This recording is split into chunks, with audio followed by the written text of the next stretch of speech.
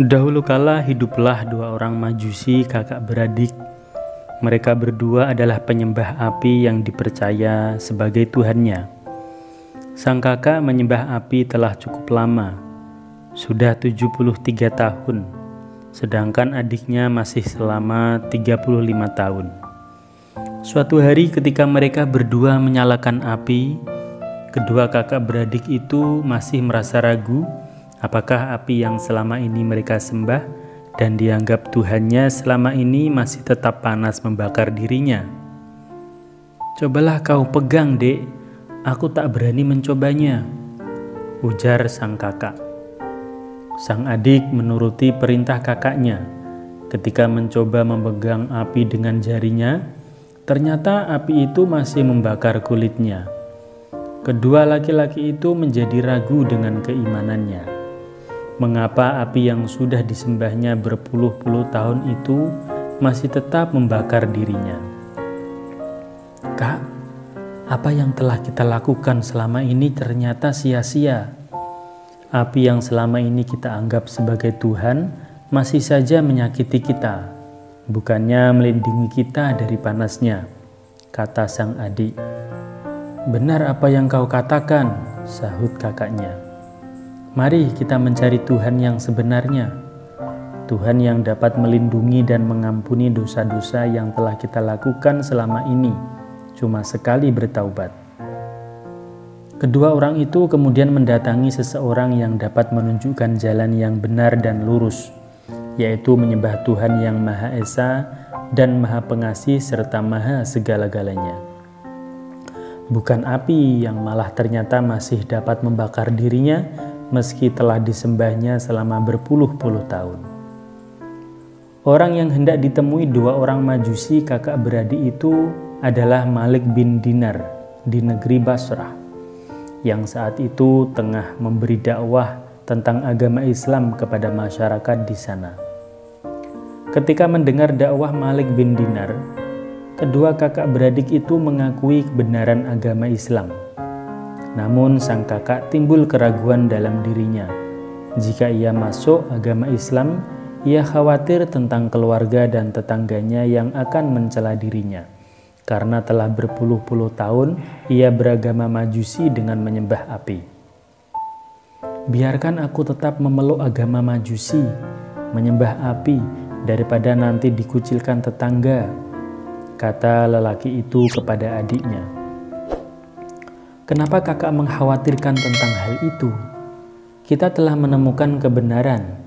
Untuk apa harus berpaling dan mengikuti ajaran yang kita tahu kesalahannya?" Sang adik menyesalkan sikap kakaknya yang tak mau menuruti nasihatnya. Dia bisa menemukan kebenaran tetapi justru memilih tetap menjadi majusi karena takut kepada celaan kaumnya. Berulang kali sang adik mengajaknya untuk memeluk agama Islam, tetapi hasilnya kakaknya selalu menolak. Akhirnya kakaknya pulang ke negerinya, sementara sang adik bersama istri dan anak-anaknya menetap di Basrah mendengarkan dakwah dari Malik bin Dinar. Setelah Malik bin Dinar selesai memberi dakwah, lelaki itu menghampirinya dan diceritakan maksud kedatangannya bersama keluarga, yaitu mencari kebenaran dengan memeluk agama Islam. Tentu saja maksud itu diterima dengan baik oleh Malik bin Dinar. Dituntunnya mereka membaca kalimat syahadat dan diajarinya tentang agama Islam. Dengan masuknya keluarga majusi itu ke dalam agama Islam, diterima dengan sukacita dan penuh keharuan oleh kaum muslimin. Ketika keluarga baru itu berpamitan, Malik bin Dinar mencegahnya, "Jangan tergesa-gesa pulang. Tinggallah sebentar, aku akan minta kerelaan sahabat-sahabat lain agar memberi sumbangan untuk keluarga kalian," kata Malik bin Dinar. "Aku tak menghendaki itu. Aku tak ingin dianggap sebagai penjual agama dengan harta sumbangan itu," jawab lelaki itu. Maka pulanglah keluarga muslim baru itu dan tinggal di kampung halaman tempat asalnya. "Pergilah mencari pekerjaan untuk memberi nafkah keluargamu," kata sang istri. Dengan segera pergilah laki-laki itu mencari pekerjaan di pasar, tapi tak seorang pun bersedia memberi pekerjaan kepadanya. Masyarakat sekitar tempat tinggalnya telah mengucilkan keluarga itu karena dianggap murtad dari agama nenek moyang mereka, yaitu agama Majusi. Karena tak ada lagi yang mengacuhkannya, pergilah lelaki itu ke sebuah masjid yang terletak agak jauh untuk menunaikan sholat. Sampai larut malam ia mengerjakan sholat dan kemudian pulang dengan rasa lapar dan tanpa membawa makanan apapun untuk keluarganya. "Apakah kau tak memperoleh pekerjaan sehingga kau pulang tanpa membawa makanan?" tanya istrinya. "Sabarlah istriku, aku telah bekerja untuk sang raja, tetapi hari ini beliau belum memberiku upah. Semoga besok dia akan memberikannya padaku," jawab lelaki itu untuk menghibur istrinya. Dan semalaman keluarga itu terpaksa tidur dalam keadaan perut melilit karena menahan lapar. Keesokan harinya kembali laki-laki itu pergi ke pasar mencari pekerjaan agar memperoleh uang untuk membeli makanan bagi keluarganya. Tetapi seperti hari kemarin, orang-orang di pasar tak menggubrisnya. Ia benar-benar telah dikucilkan oleh masyarakatnya. Kembali laki-laki itu pergi ke masjid untuk sholat. Sampai larut malam, ia bersembahyang dan bekerja semata-mata hanya kepada Allah.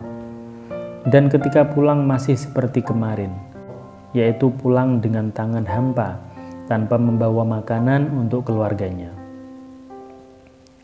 "Kau pulang tanpa membawa makanan lagi?"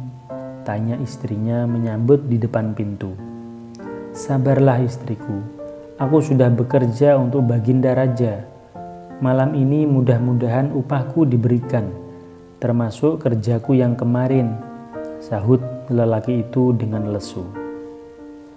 Malam itu kembali mereka tidur dengan rasa lapar seperti hari kemarin.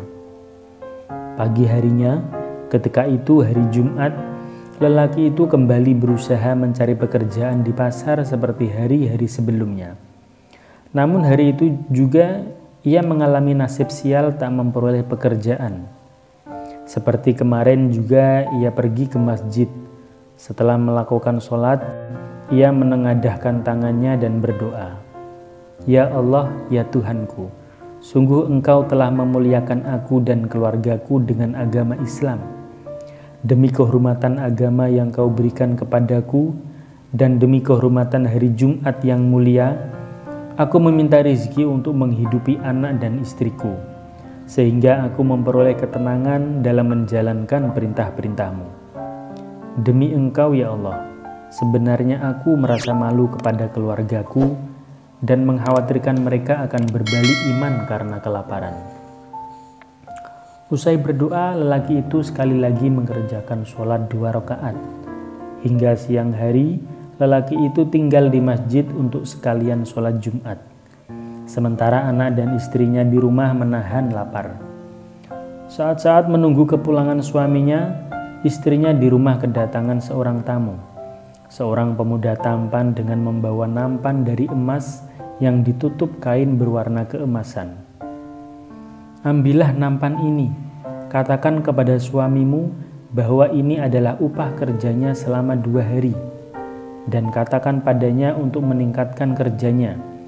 Niscaya akan ditambah pula upahnya, apalagi di hari Jumat," kata pemuda tampan itu. Dengan perasaan masih tak mengerti, perempuan itu menerima nampan itu. Ketika pemuda itu pergi, dibukanya nampan itu dan betapa terkejut ketika mengetahui isinya, yaitu 1000 keping uang dinar. Perempuan itu mengambilnya 1 keping dan dibawanya ke tempat penukaran uang. Ketika ditimbang, uang dinar itu seberat 2 miskol. Penimbang uang dinar itu menjadi curiga melihat lukisan yang ada pada uang itu. Tak seperti biasanya, yang ini sungguh luar biasa. "Dari mana kau memperoleh uang dinar ini?" tanyanya. Maka diceritakan oleh wanita itu bagaimana dia memperoleh uang dinar dari tamu yang tak dikenalnya sebagai upah dari kerja suaminya.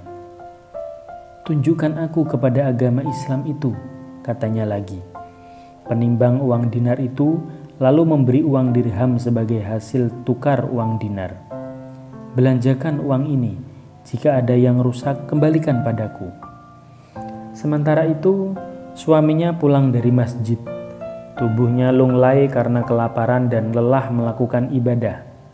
Sepanjang perjalanan menuju rumah, lelaki itu merasa gelisah, sebab hari ini pun ia pulang dengan tangan hampa tanpa makanan untuk anak dan istrinya. Karena merasa malu dan bingung jika nanti istrinya bertanya, dibungkusnya pasir dengan selembar kain untuk mengelabui istrinya. Akan dikatakan bahwa yang dibawanya itu adalah tepung untuk makan sekeluarga nanti. Namun betapa terkejutnya lelaki itu ketika memasuki rumahnya. Di lantai telah terhampar tikar dan tercium bau masakan yang menyengat hidungnya. Diletakkan bungkusannya di luar rumah agar tak diketahui istrinya.